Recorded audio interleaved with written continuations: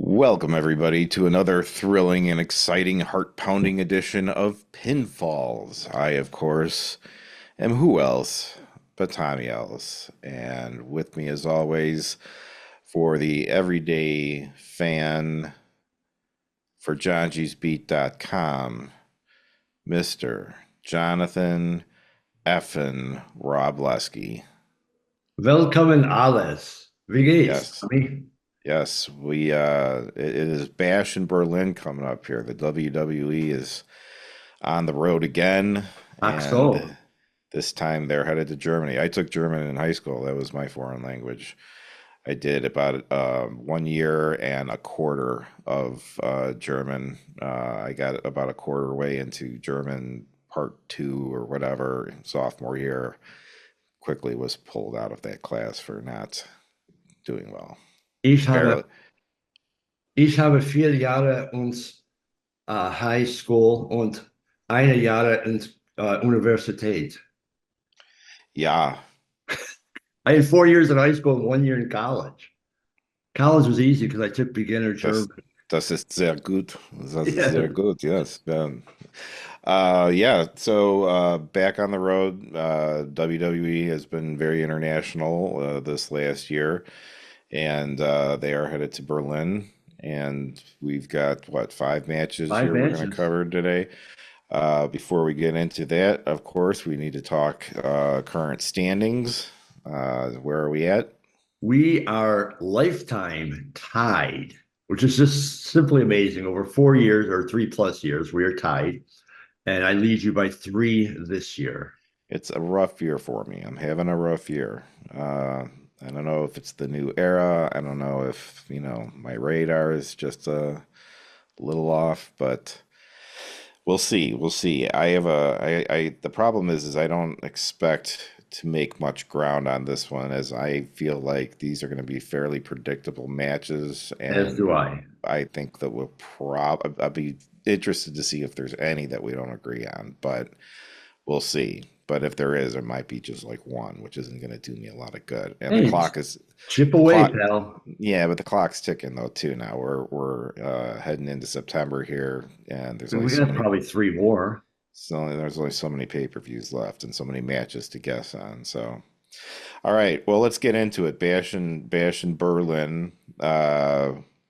Let's talk WWE Women's Tag Team Champions, the Unholy Union, versus Bianca Belair and Jade Cargill. Um, I think Unholy Union retains. Uh, I don't think they're anything special, but I think Belair and Cargill had their run with the titles. It wasn't really all that exciting.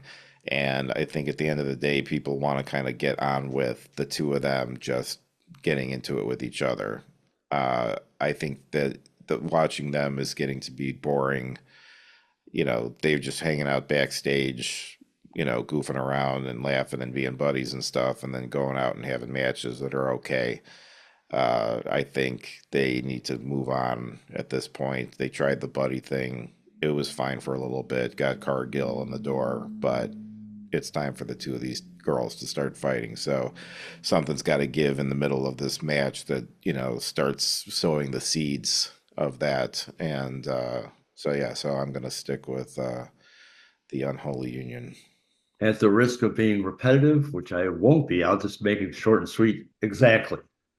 Yeah. They champs will retain whether Bianca and Cargill start to split right now, or have the split right now, I should say, or start the split. Either way, it's I going think it'll be more something along the slow. lines of like the way that the match ends a little, under some controversy. Probably nothing major, but just enough to start, like that one problem that leads into like, well, now it happened again, and now it's happened this time, and what's going on? And I thought you had my back, and so it could take a few months, but this could be a match that where they got to start pushing in that direction. See, I So almost went the other way though. I almost went them winning and then the split occurring where each of them kind of wants to take credit and be the star of the team. I almost went that direction, but then I thought it was kind of silly then for the Unholy to win the tag team titles, only to lose them right back. So it made no Yeah, sense. and I I also don't really have a lot of faith in Jade Cargill on the mic to carry That's true. that type of story. Like That's true. you can get these two at odds where she doesn't really have to talk much, but in that type of storyline, she's gonna have to like, have her own defense as to why she was the reason why they got the titles and all that. And I think it's kind of above her skill set at the moment. So Who do you see that being the heel after the split? I think that that's a good question. I'd say it would probably be better for Bianca to be the heel, to be honest. I was going the other way. I mean, I don't know. It could go either way, really. I could see it go either way. I don't know. Sometimes, in a lot of situations, it can be easier to be the heel. It's easier to get heat than it is to get people to like you. I mean, that's one of the basic rules with this. And so if they want to push her as a heel, then, and keep Bianca. I mean, Bianca's got the face thing down, but I guess it's just I feel like she has the ability to play heel well if she needs to, Well, I figured like and I just Cargill. don't know about Jade at this point, as to whether she can pull it off or not. I don't know. I was going on your theory that Cargill doesn't speak well on the mic, so as the heel, she could speak less and just kind of do more beatdowns. Right. No, it's a good theory. Yeah, I could see that. Yeah. All Anyway, right, so one for let one. all right, moving on. This will be a big one. CM Punk versus Drew McIntyre in a strap match. If you're not familiar with the strap match, it is when the two of you are literally strapped to each other, sort of like a bull rope match. The strap is long enough though that if you get close enough to the other guy, you can take it and slap him and whip him with Whipple. it. And it leaves some pretty nasty welts and marks on guys. Like you will see by the end of the night, I'm sure these guys' backs and chests are gonna just be lit up, and it's gonna be ugly. I'm sure this will be one of the best matches of the night, if not the best match. And I am going to go with CM Punk on this one because McIntyre won last time, and they got to kind of keep this thing rolling. And if McIntyre wins two in a row, I just don't see it takes a little. It takes too much steam out of CM Punk. Even he needs a little bit of a nudge right now. So I'm going with Punk. Best in the world takes it. Then they have the blow off match at in Hell in a Cell at some point. Right. And I don't All know right. who would win that one. It kind of depends. And looking at it, I don't know. Well, that'll be interesting to see. I don't know. I don't know. We got to just see it where things go after this one. But yeah, I think that night Punk will walk out winner. Moving along, we are getting into the drama of the Judgment Day when we have Damian Priest and Rhea Ripley, the Terror Twins, if you will, I like that. versus Dirty Dominic Mysterio and Liv Morgan, our WWE Women's Champion, in a mixed tag team match. I see Dirty Dom and Liv Morgan going over for this one. I think that they will get. This is something they're going to stretch out, and they also. You still have to remember they've still got the Judgment Day at their back, and Rhea and Damien don't have anyone to back them up. Now, I'm sure that they'll probably wipe the walls with the majority of the Judgment Day, but someone will slip in there and get a pin on somebody. If anything, I could see it going down where Liv ends up getting the pin on Rhea, setting up those two to eventually end up having their singles match for the title, which is bound to happen. So I'm actually going with the bad guys here, Dirty Dom and Liv. Well, I'm going with the good guys because Okay, I all also right. think it's going to set up Rhea versus. Obviously, it's going to eventually set up Rhea versus Liv And I think Rhea gets the pin now, and then she said, we beat you in a tag team. Now I want the title. Right, that she's earned a title shot now. Yeah. No, I can see that. I can see that. That's But just, I do like as much as you said, and I agree with you. As much as some of this is kind of predictable, these 5 matches, I do like the fact that even though it's predictable, I could still always see the opposite happening. yeah, it's not a complete like there's no way it's not going this way, but yeah, well, we'll see. We'll see. So we got one different. All right, so that's one chance for it's a chance for me to either catch up or fall further behind. We'll see what happens here. So we'll have to keep our eyes on that match. All right, moving on to the World Heavyweight Championship. Gunther versus Randy Orton in Berlin. I don't see Randy Orton walking out of Berlin a 15-time champion, which he would be if he won this. But Gunther is just starting what I think is going to probably be a fairly long title reign, and usually I try not to say, well, if it's their hometown, they're going to win because Thank you. it doesn't always pan out that And it way. I mean, shouldn't. they lean that it's for certain guys, they'll lean that way. I think that it wouldn't have mattered what pay-per-view this was. He was going to win regardless, but I'm sure that when they put the title on him at the last pay-per-view, they obviously knew we were heading to Berlin too. So first time they're going to Berlin, they want to, for a pay-per-view, they want to put on a big show. The hometown guy has got to go over. There's no reason storyline wise why he shouldn't. So yeah, Gunther's the pick there. Yeah, I hate the concept of, well, it's in Germany, so it's got to be Gunther. And as you said, it's not why you're picking it. I also agree Gunther's going to win. Just like you said, he needs the long title reign. Um, Orton doesn't need it. I think Orton will eventually get it and maybe get a couple more and break the record. I don't know. He's getting up there in age, though. Maybe Yeah, him and Cena have one final match somewhere down the line. But either I way, think that. Well, they have to, man. Those two have to have one more match. I mean, that's a Austin Rock match right right. there. So But getting ahead of if myself, anything, I would be perfectly happy if like that was Cena's retirement match. Like if Orton was yeah. his last match, I think that would be very fitting. So Yeah, I agree. But getting ahead of ourselves, either way, in this yeah, case, Orton's not going back to America with the title. no. Okay, here we go. Was The that a the dramatic und pause? the undisputed WWE champion Cody Rhodes will defend against Kevin Owens. This is a weird one because they're playing up the angle that Kevin Owens doesn't think that he deserves the title opportunity, and Cody's kind of like forcing this on him. They're buddies. So it's like there's no real animosity there. Kevin doesn't even want the match, you know, and I don't like that angle with Kevin Owens, especially, but with any wrestler at all. If you're not there to win the title, then you shouldn't be there. I mean, that's just it. I don't care. If somebody comes to you and says, I'm giving you a title opportunity, I don't care whether you're ready or not, Right. or whether you think you deserve it or not.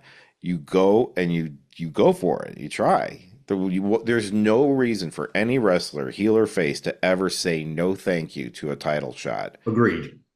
So, like, just that right there to me kills the whole storyline. But then it's like, all right, I guess if I have to, I'll contend for it. But, so uh, even all this aside, it's just such a weird story because I don't care how you put it together. Kevin Owens is not going to be the one to win this title. It's just not going to happen. Under any storyline at this point in time, Cody's not giving up that belt. It's just not going to happen. But what a weird story to wrap around, putting these two together. I've got nothing against the two of them having a match. It's fine, but like just let's find a more compelling context to put it in. Not like, Kevin's being like, dragged to go to church on Sunday or something like It's that, like, oh a God, bad I blind date. got a main event, the pay-per-view. Ugh, I Maybe suppose, win a title. yeah, it's like, I don't know. So yeah, I'm going with Cody Rhodes. The Nightmare continues. Well, I So, only have two questions about this match. all First of right. all, Rose is going to win it. There's no question about it. It'd be silly if there's no reason to give it to He Owen. did that. He went through all of this, and then that's how it ends. Yeah. That's why I'm saying there's no story where that's how But this goes down. no, I don't have a problem initially if they went with this, so I don't deserve it. If there was like one quick, Rhodes offers it, he goes, I don't really deserve it. Rhodes says, yes, you do. Boom. To drag it on and make it a big deal, make it part of the actual story, like a big part, I think is really dumb for all the reasons you said. So my only question is, Rhodes is going to win. My only question is, does Owens turn heel? And if by some small fluke Owens won the title, does a mystery opponent from his past, a mystery our pro Oh, take it colleague easy. come Take and it challenge easy. him? Take it Or would you easy. say, no, I don't deserve it? Oh, I would not say no if Kevin Owens showed up on Raw Monday night and he called out Eric St. Vaughn and said, "Hey, I've decided, I've looked at the entire roster. There's only one man on this planet that I think deserves an opportunity at this. I would say I will be there. I will see you at, whatever the next pay-per-view is." And yeah, I mean, there's no, Well, this is what you I don't think. say no. You just like it's wrestling 101. It's just like it's such a simple basic principle that I can't believe Triple H is even letting this go. I mean, Right. it's like you never say so. But here, let's get to your question though, because it is I've had the same, question obviously is what happens after this? Where are they going with this? Because this has got to Are they be, going it's not. anywhere? It might Well, I they can't. might just It's hug it out got. at the It end and has that's to. it. I can't imagine that like this whole like I don't deserve the title thing is like a one-off thing. He's gonna go in and I don't deserve it. Then he loses, and then what? You know. I mean, like, is he gonna end up in like some depression thing now, or is he gonna go like that whole Baron Corbin thing where he's like on a losing streak and he doesn't believe in himself anymore? I hope not, because it's such a boring, storyline that's been done too many times. It doesn't fit his character. I think it could be something that like yes, it sets off a fire in him, and now suddenly like Owens is back to being like a Wolverine of a guy and going out there and kicking everyone's ass. He has been kind of docile, I suppose, as of late, but. I mean, that's really only recently. I mean, up through WrestleMania, I mean, he was helping with the bloodline and all that stuff. I mean, he's been carrying his weight for a while. Maybe he goes on a break after this. Who knows? Maybe he's just, I don't know, maybe he takes off until the Rumble or something, I don't know.